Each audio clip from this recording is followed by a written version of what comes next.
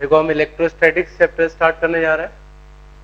Electro मतलब होता है चार्ज और स्टैटिक मतलब रेस्ट, ठीक है। इसके बाद फिर हम पढ़ेंगे इलेक्ट्रोडायनेमिक्स। देखो चार्ज क्या है और चार्ज किस तरह से इंटरेक्ट करते हैं और चार्ज किन फिनोमिना को डेवलप करता है या किन फिनोमिना से रिलेटेड है, वो सारी चीजें हम इन चैप्टर्स में पढ़ेंगे। देखो आपने अपने डे टू डे लाइफ में कई चीजें ऑब्जर्व की होगी जो कि सीधे चार्ज या उसके मूवमेंट या उसके इफेक्ट से रिलेटेड, ठीक है। आपने देखा होगा कि जब हम ड्राई हेयर में कॉम्ब करते हैं या कॉम्ब को रब करते हैं, ठीक है, और उसी कॉम्ब को जब कागज के टुकड़ों के पास लेके आते हैं तो उनको अट्रैक्ट कर लेते हैं, ठीक है। या कभी आपने ये ऑब्जर्व किया हो कि आप किसी प्लास्टिक की चेयर पर काफी समय तक बैठे हो, ठीक है, और आपने शूज पहन रखे हैं जो कि इंसुलेटर है, और बैठने के कारण कई बार आपका सरफेस जो है वो प्लास्टिक की चेयर से रब किया है, ठीक है। तो फ्रिक्शन के कारण बॉडी चार्ज हो जाती है और हमें पता कब चलता है, जब हम किसी कंडक्टर को टच करें, ग्राउंड को टच कर दें या किसी और व्यक्ति को टच कर देते हैं, तुरंत हमें एक छोटा सा झटका महसूस होता है, ठीक है। That is because of movement of charge, ठीक है। हम लाइटनिंग को देखते हैं बारिश के दिनों में जब बिजली कड़कती है, तो that is also phenomena related to charge, movement of charge. हमारे आसपास जितने भी इलेक्ट्रिकल इलेक्ट्रॉनिक इक्विपमेंट्स हैं वो सभी चार्ज के मूवमेंट और चार्ज के इफेक्ट पर बेस्ड, ठीक है। तो चार्ज बहुत ही इंपॉर्टेंट प्रॉपर्टी है मैटर की, और इसके इंटरेक्शन से जो प्रिंसिपल्स हैं उनका अप्लाई करके हम बहुत कुछ बना सकते हैं और बहुत कुछ ऑब्जर्व कर सकते हैं, समझ सकते हैं हमारे फिजिकल वर्ल्ड के बारे में, ठीक है। तो इन चैप्टर्स में हम चार्ज की प्रॉपर्टी, ठीक है, और चार्ज किस तरह से इंटरेक्ट करता है और किन फिनोमिना को डेवलप करता है वो सब डिटेल में पढ़ेंगे, ठीक।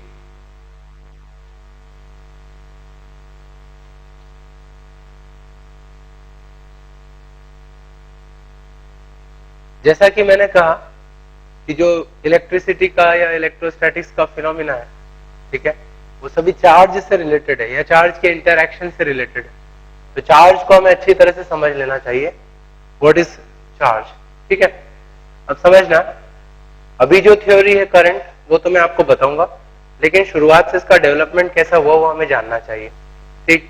पहले काफी साल सदियों पहले ये तो हमें नहीं पता था कि एक्चुअल में चार्ज होता क्या है या उसका इंटरेक्शन कैसे होता है, ठीक। तो समझना, कुछ एक्सपेरिमेंट्स हैं, हम ये प्रूव करेंगे कि चार्ज होता है और चार्ज कितने तरह का होता है और वो किस तरह से इंटरेक्ट करता है, ठीक। एक ग्लास की रॉड हमने ली और इस ग्लास की रॉड को सिल्क से रब कर लिया, rubbing silk with glass rod, ठीक है, उसको रब कर लिया। रब करने के बाद हमें पता चलता है कि ग्लास के पास कुछ यूनिक प्रॉपर्टी आ जाती है, अभी आपको समझ में आएगा, ठीक। ऐसे ही हमने क्या किया,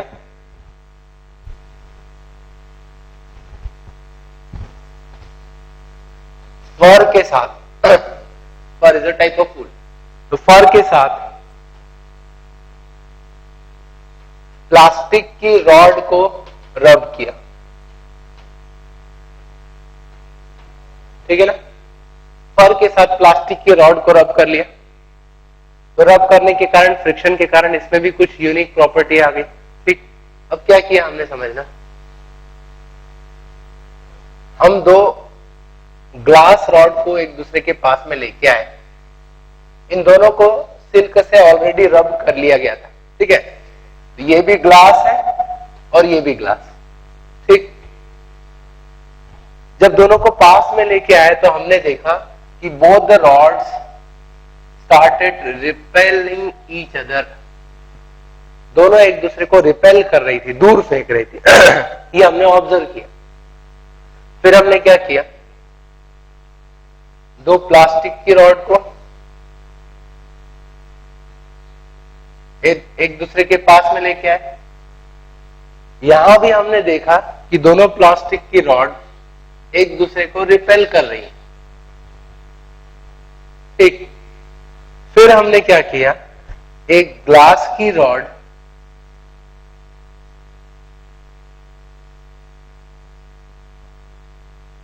और एक प्लास्टिक की रॉड को एक दूसरे के पास में लेके आए और तब हमने ऑब्जर्व किया कि ये दोनों एक दूसरे को अट्रैक्ट कर रही हैं।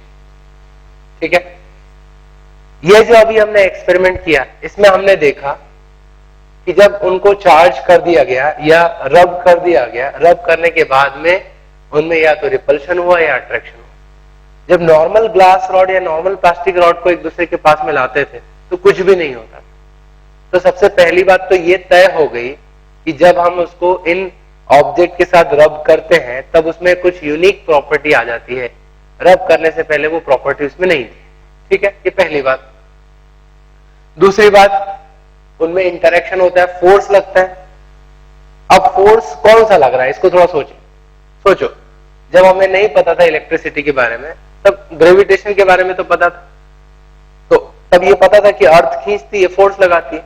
लेकिन ये उस टाइप का फोर्स नहीं है, क्योंकि ये फोर्स हमेशा लगना चाहिए, चाहे उसकी चार्जिंग करो या ना करो। अगर वो ग्रेविटेशन वाला टाइप वाला फोर्स होता, दूसरा ग्रेविटेशन में सिर्फ अट्रैक्शन होता है, इसका मतलब वो ग्रेविटेशन वाला फोर्स नहीं है, कोई और चीज हो रही है वहां पे ग्रेविटेशन के अलावा। ठीक है, तो उस चीज को नाम दिया गया चार्ज। जब भी इस तरह की रॉड को इस तरह के ऑब्जेक्ट के साथ रब किया जाता है तब हम कहते हैं कि दिस रॉड इज चार्ज। ठीक है, चार्ज हो चुकी है। और चार्ज रॉड को जब एक दूसरे के पास में लाते हैं तो उनके बीच में फोर्स लगता है। और फोर्स दो तरह के हैं, या तो रिपल्शन होगा या अट्रैक्शन। ठीक है, इसके और आगे बढ़ते हैं लॉजिक।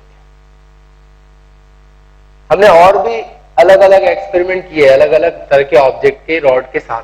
ठीक है, अलग अलग मटेरियल की रॉड के साथ हमने ये पाया कि दो ही तरह के फोर्स लगते हैं, या तो अट्रैक्शन या फिर रिपल्शन। ठीक है, तो एक बात तय हो गई कि चार्ज्ड ऑब्जेक्ट के बीच में दो तरह के फोर्स होते हैं, इधर अट्रैक्शन और रिपल्शन। लेकिन अभी तक ये चीज क्लियर नहीं हुई कि अट्रैक्शन कब होगा और रिपल्शन कब होगा। अब उसको भी हमें किसी लॉजिक से देखना होगा। अब समझना, आप देख सकते हो ग्लास रॉड के बीच में रिपल्शन, प्लास्टिक के बीच में रिपल्शन है, लेकिन प्लास्टिक और ग्लास के बीच में अट्रैक्शन है। एक बात तो हम रूल बना सकते हैं कि सेम टाइप ऑफ चार्ज के बीच में रिपल्शन होगा। देखो, इस ग्लास के रॉड को और इस रॉड को एक जैसी कंडीशन में चार्ज किया गया था या एक जैसी कंडीशन में रब किया गया था, इसका मतलब इनमें एक जैसा चार्ज होना चाहिए। वैसे ही प्लास्टिक रॉड्स को भी सेम कंडीशन में रब किया तो इनमें भी एक जैसा चार्ज होना चाहिए। तो ग्लास दोनों रॉड में एक जैसा चार्ज है तो रिपल्शन, प्लास्टिक एक जैसा चार्ज है तो रिपल्शन।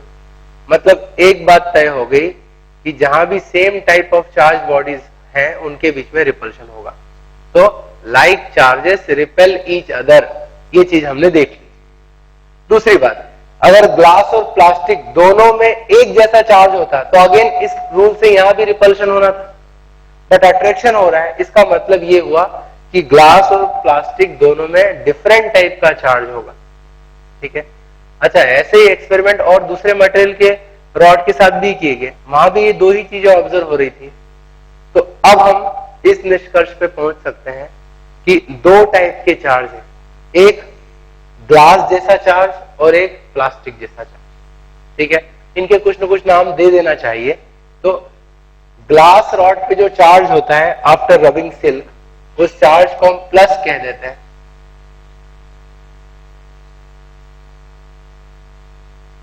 ठीक है, और प्लास्टिक रॉड पे जो चार्ज होता है उसको हम माइनस कह देते हैं। क्योंकि दो तरह के चार्ज हैं तो हमें कुछ न कुछ उनके साइन या नाम देना था, तो हमने प्लस और माइनस कह दिया। ठीक है, तो शुरू में जो भी प्लस और माइनस का चुनाव हुआ था वो एकदम आर्बिट्ररी हुआ था। ठीक है, उसके पीछे कोई लॉजिक नहीं था। हमने एक को प्लस मान लिया, एक को माइनस मान लिया। उसके बाद में फिर डिफरेंट फंडामेंटल पार्टिकल्स पे जो चार्ज है उसके अकॉर्डिंग उनको वैल्यूज दी गई, साइन दिए गए। ठीक है, अच्छा, इस पे प्लस होगा तो सिल्क पे माइनस होगा। क्यों होगा ये मैं आगे चर्चा करूंगा इस चीज की। तो यहां पर हम देखें तो ग्लास के पास प्लस,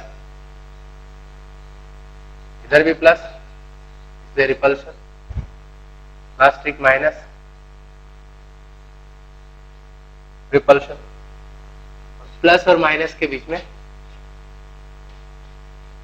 अट्रैक्शन। ठीक है,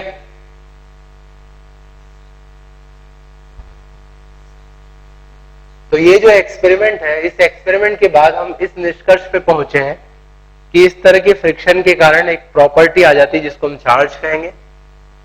चार्ज ऑब्जेक्ट के बीच में फोर्स लगता है, दो तरह का होता है, रिपल्शन और अट्रैक्शन।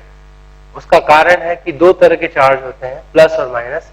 लाइक चार्जेस में रिपल्शन होता है और अनलाइक चार्जेस में अट्रैक्शन होता है। ठीक है, तो इस एक्सपेरिमेंट से इतना कहा जा सकता है। तो अभी जो करंट नॉलेज है उसके बेसिस पर हम इन्हीं चीजों को एक्सप्लेन करेंगे कि ऐसा कैसे पॉसिबल है। ठीक है, तो सबसे पहले मैं डिफाइन कर रहा हूं चार्ज।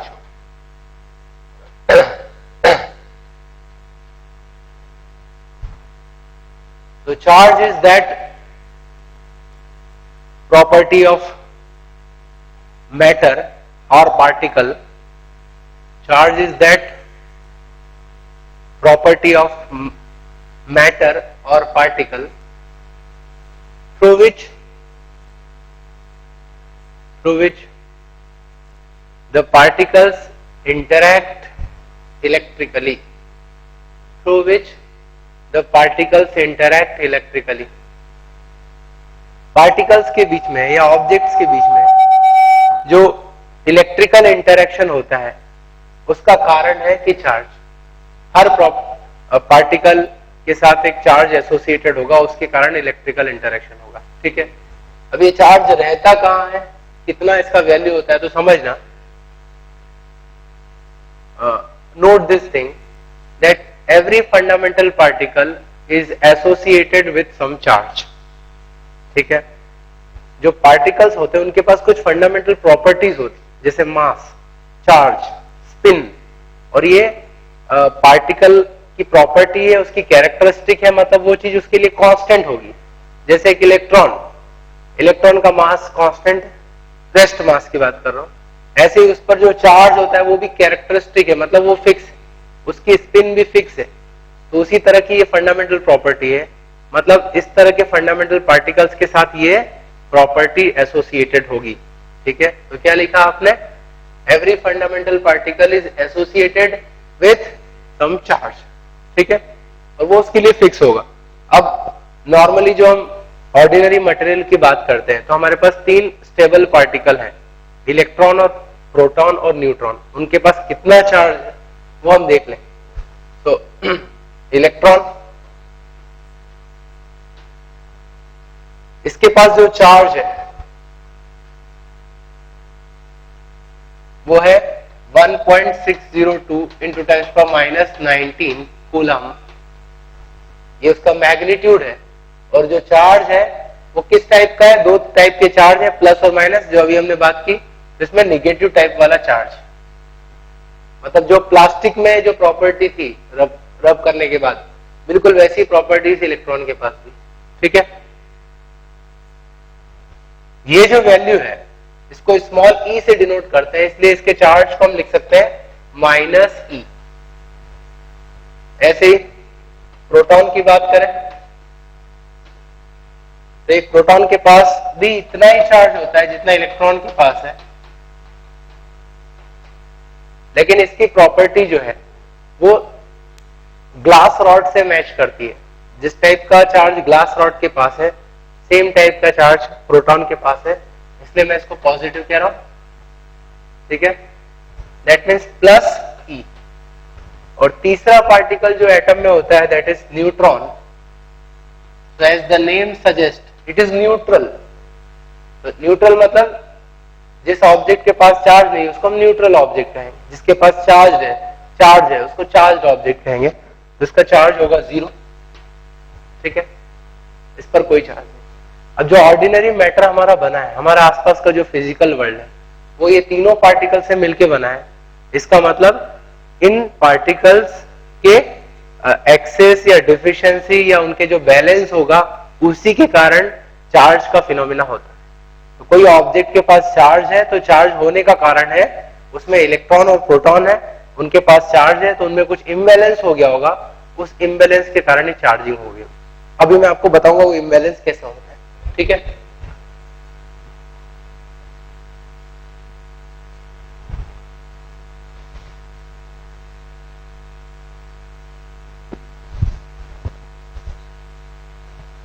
तो एक बात हम समझ गए कि हर फंडामेंटल पार्टिकल के पास ये प्रॉपर्टी है, चार्ज उसकी कैरेक्टरिस्टिक है, और इन्हीं पार्टिकल से मिलके ये मटेरियल वर्ल्ड बना है। तो मटेरियल के पास या ऑब्जेक्ट के पास जो चार्ज है that is because of presence of this particles, क्योंकि इनके पास भी चार्ज, ठीक है। अब हम एक एक करके कुछ पॉइंट्स नोट करते जाएं अबाउट चार्ज, जो हमने अभी ऑब्जर्व किए पढ़े। सबसे पहला पॉइंट लिखो, there are two types of charges, there are two types of charges, positive charge and negative charge. Two types of charges, positive charge and negative charge. ठीक।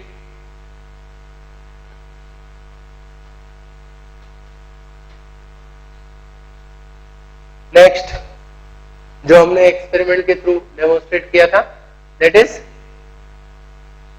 like charges repel and unlike charges attract each other. Like charges repel and unlike charges attract each other. ठीक है। तो एक जैसे charge के बीच में repulsion है और अपोजिट चार्ज के बीच में अट्रैक्शन है, ठीक है।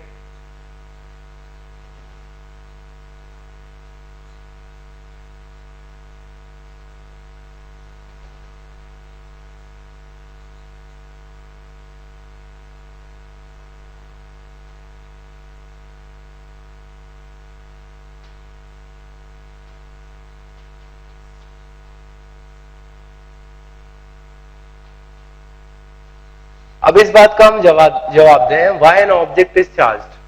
ऑब्जेक्ट, जैसे हमने ग्लास की बात की, ग्लास को जब हमने रब किया सिल्क से तो उस पर चार्ज आ गया, प्लास्टिक पे भी चार्ज आ गया। तो ये चार्ज क्यों आया, मतलब कैसे आया? जब हम जानते हैं कि मटेरियल में एटम है, एटम में प्रोटॉन और इलेक्ट्रॉन दोनों ही है, दोनों का चार्ज सेम है और अपोजिट है, तो जीरो चार्ज होना चाहिए सब जगह। तो फिर ये चार्ज आया कैसे, ठीक है।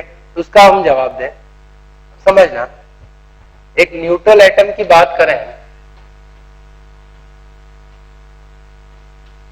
तो न्यूट्रल एटम में न्यूक्लियस है और उस न्यूक्लियस के पास इलेक्ट्रॉन्स घूमते हैं, ठीक है। न्यूक्लियस पॉजिटिवली चार्ज्ड है और इलेक्ट्रॉन निगेटिवली चार्ज्ड है, और हमें यह पता है कि एक न्यूट्रल एटम में जितने प्रोटॉन्स हैं उतने ही इलेक्ट्रॉन्स हैं, दोनों पे इक्वल और अपोजिट चार्ज है, इसलिए टोटल चार्ज कितना हो गया न्यूट्रल एटम पे? 0। टोटल चार्ज और न्यूट्रल एटम इज 0, ठीक। अब समझना इस लॉजिक को, एक न्यूट्रल एटम है,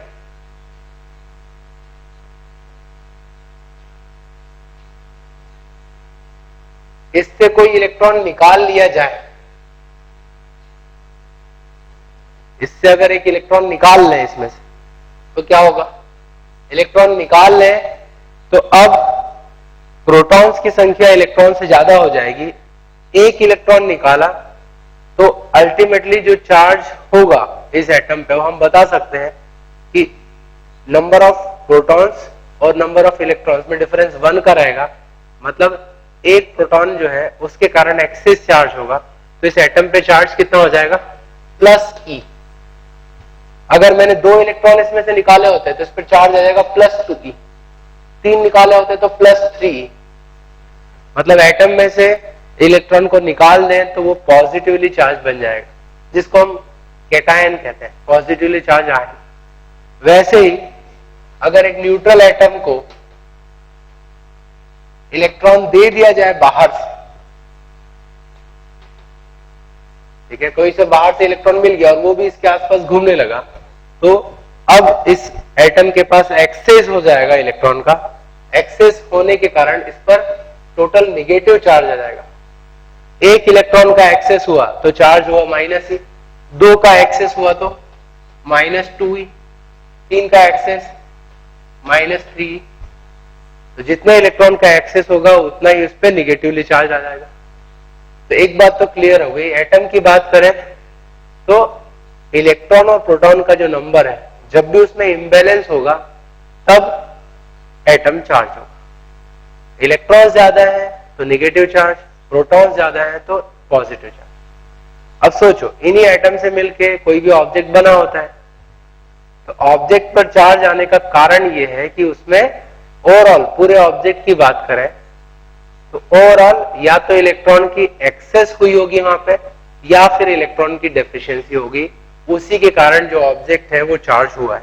ठीक है, तो एक्चुअल में जो हमने अभी देखा कि ग्लास और प्लास्टिक को किस तरह से चार्ज किया, तो जब उसको रगड़ते हैं हम, रबिंग करते हैं, तो रबिंग के दौरान कुछ इलेक्ट्रॉन्स या तो रॉड की तरफ आ जाते हैं या वहां से चले जाते हैं, उस कारण से उस रॉड पे चार्ज आ जाता है। ठीक है, तो अल्टीमेटली एक बात समझ में आ गई, आप लिख सकते हो इस चीज को, इट इज एक्सेस और deficiency of electron, it is excess और deficiency of electrons in an object, excess or deficiency of electrons in an object which makes object charged, which makes object charged। ठीक है, उसी के कारण उस पर charge आता है। सो एक्सेस ऑफ इलेक्ट्रॉन्स का मतलब हुआ निगेटिवली चार्ज,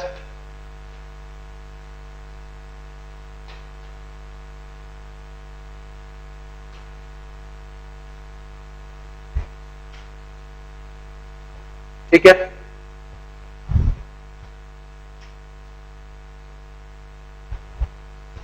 और डेफिशिएंसी ऑफ इलेक्ट्रॉन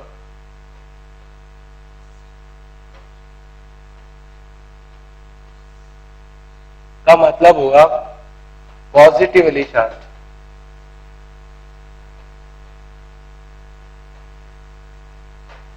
ठीक,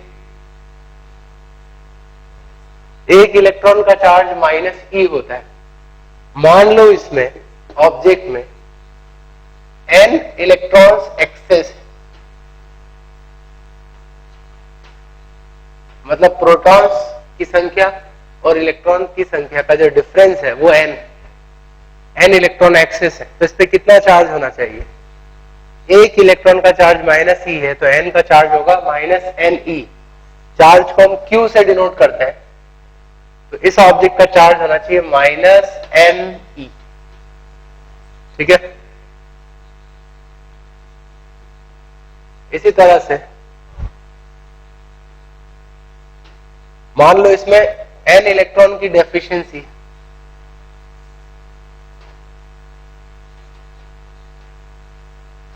मतलब n प्रोटॉन ज्यादा है इलेक्ट्रॉन से, तो एक प्रोटॉन का चार्ज +e है तो n का कितना होगा? +ne। तो इस पर चार्ज होगा +ne। ठीक है,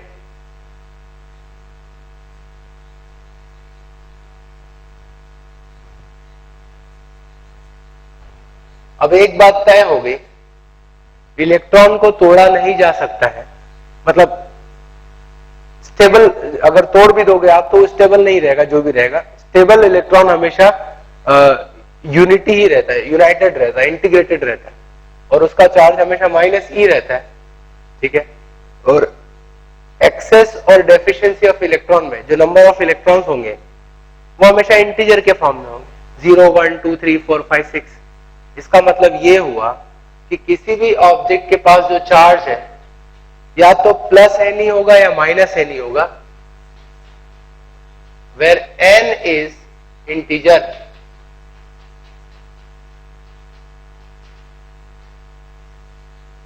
ठीक है ना, इसका मतलब किसी भी ऑब्जेक्ट के पास इसके अलावा कोई चार्ज नहीं हो सकता है। फ्रैक्शन में चार्ज, मतलब फ्रैक्शन मल्टीपल ऑफ e, इस तरह का चार्ज पॉसिबल नहीं है। ठीक है, this thing is called quantization of charge. Charge is quantized.